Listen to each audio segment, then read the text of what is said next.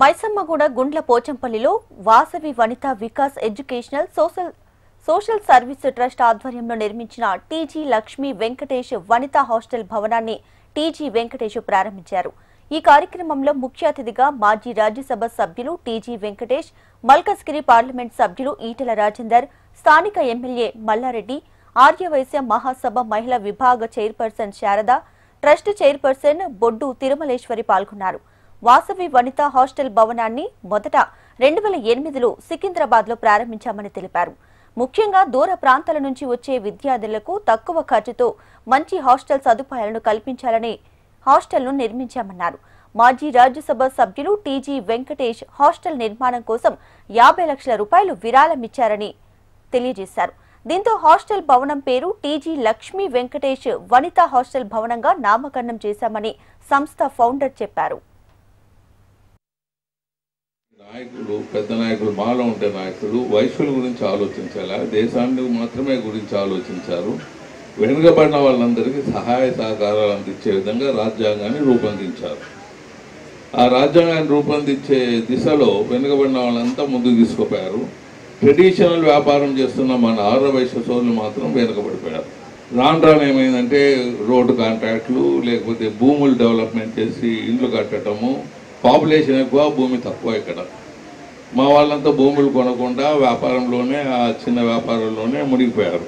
ఇప్పుడు ఏమైనా కోటీశ్వర్లు ఎవరైనా ఉన్నారంటే వ్యాపారం చేసుకున్న వాళ్ళు మీకు కనపడరు. కోటీశ్వర్లు ఏమైనా ఉన్నారంటే కొద్దిగా భూమి మిగిలిన వాళ్ళే కోటీశ్వర్లు. మీరు అమాయకులు టోటల్గా. ఆయన అన్ని వేల ఎకరాలు కొన్నాడు. ఇక్కడ మనం ఏదైనా ఇక్కడ ఆయన మధ్యలో 10 ఎకరాలు కూర్చోంటే అనుకో, 10 ఎకరాలు మీరు తీసుకుంటే ఆయన లక్ష కొనేది మీకు కోటి ఇచ్చేవాడు, ఎందుకంటే మధ్యలో ఉంటారు కాబట్టి. ఇది 3 సంవత్సరాలు ఎంతో కష్టపడి ఇన్వాల్వ్ అయ్యి 3.5 కోట్ల ప్రాజెక్టుతో ఈ సంస్థని నిర్మించాము. ఈరోజు ఇది జంట రాష్ట్రాలైన తెలుగు రాష్ట్రాలు నలువైపుల నుండి విద్యార్థినులు చదువుకై వస్తున్నారు. వారి ఉన్నత విద్యను అభ్యసించటంలో మేము ప్రముఖ పాత్ర వహించాలి. వాళ్ళకి మంచి ఆరోగ్యకరమైన ఆహారము మరియు అన్ని వసతులతో, ఆధునిక అత్యాధునిక వసతులతో అన్ని వారికి అకామిడేషను అన్ని ఏర్పాటు చేశాము. రాష్ట్రాల నుండి అందరూ వచ్చే ప్రతి ఒక్క స్టూడెంట్కి అన్ని రకాలుగా మేము చేదోడు వాదోడుగా ఉంటూ వాళ్ళకి స్కాలర్షిప్స్ ఇస్తూ, మెరిట్ స్టూడెంట్స్కి స్కాలర్షిప్స్ ఇస్తూ ఇలా ఈ సంస్థ 15 సంవత్సరాలుగా ముందుకు జరుగుతుంది. 2008 సంవత్సరంలో స్థాపించబడిన ఈ సంస్థ ఈరోజు 2025 నాటికి చేరింది. గత 15 సంవత్సరాలుగా మా ఫౌండర్ ప్రమోటీస్ మరియు పాస్ట్ చైర్పర్సన్స్ అందరూ కలిసి ఈ సంస్థను వెన్నుకాసి చక్కగా నడిపిస్తున్నారు.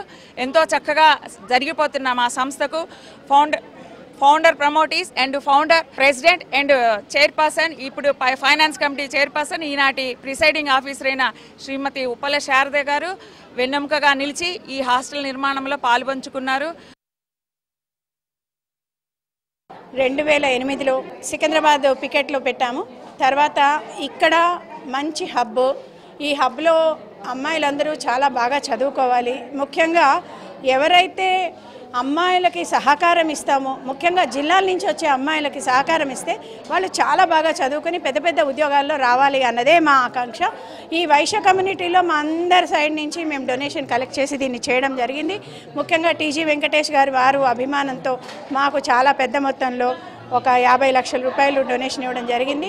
ఈ రకంగా మేము 1.5 crore ముందే మాది మా వాసవి స్వగృహ ఫుడ్స్ నుంచి మేము చేసిన సేవలు మిగలగా ఈ 20 ఏళ్లలో మేము దాచిపెట్టిన అమౌంట్ అన్నీ కలిపి ఇక్కడ ఈ హాస్టల్ చేశాము.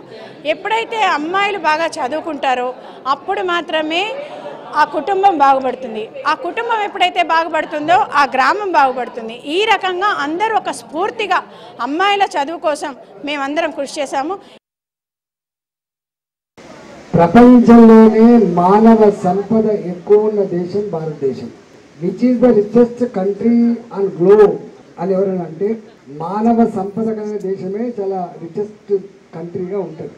దానికి టీజీ వెంకటేష్ గారు చాలా, వారు మల్లారెడ్డి గారు నాకంటే చాలా పెద్దవాళ్ళు కాబట్టి వెనుకడ ఒక నానుడు ఉండే, నానుడి పర్సునాడు అంటే ఎంగేజ్లో పర్సునాడు కన్నా పిల్లలైనా ఉండాలి, పర్సునాడు సంపాదించిన ఆస్తి అయినా ఉండాలి అంటారు.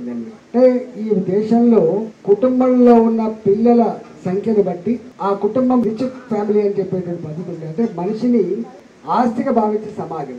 కానీ ఇవాళ మనిషిని భారంగా పరిగణిస్తూ ఉంది. 10 మంది 12 మంది పిల్లలున్న కుటుంబాలు ఇంతకుముందు వాళ్ళ కూతురు అవుతుందని చెప్తుంది.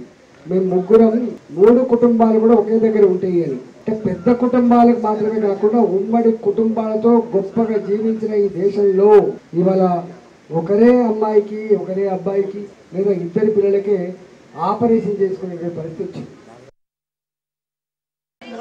ప్రేమ మనుషులు, కష్టపడే మనుషులు, రూపాయికి రూపాయి జమ చేసుకునే మనుషులు, మీరు మంచిగా హెల్పింగ్ నేచర్ మనుషులు, పేదలకు మంచిగా అప్పులు ఇచ్చి వాళ్ళని గొప్పలను చేసిన మనుషులు, మీరు అప్పిచ్చిన వాళ్ళు ఎంతో గొప్పలు అయిన అప్పటి సంధించిన వాళ్ళు. నేను కూడా ఒక మనిషిని అనలే.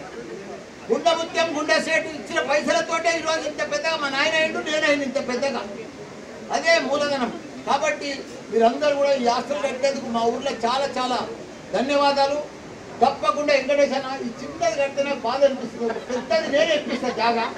నువ్వు బిల్డింగ్ కట్టన్నా ఓన్లీ వయసు పిల్లలకి, మంచి మెరిట్ పిల్లలకి, పేరన్న నీ పేరు మీద 1000 మంది బయటకు వస్తారు. చేపిస్తా మా అన్నకు ఆ జాగా కూడా నేనే ఇప్పిస్తా, నేనే ఇస్తా కూడా. ఎందుకంటే వయసు పిల్లలకే, మెరిట్ పిల్లలకే, నంబర్ 1 వచ్చే గోల్డ్ మెడలిస్ట్ పిల్లలకే అల్ల పెట్టాలి.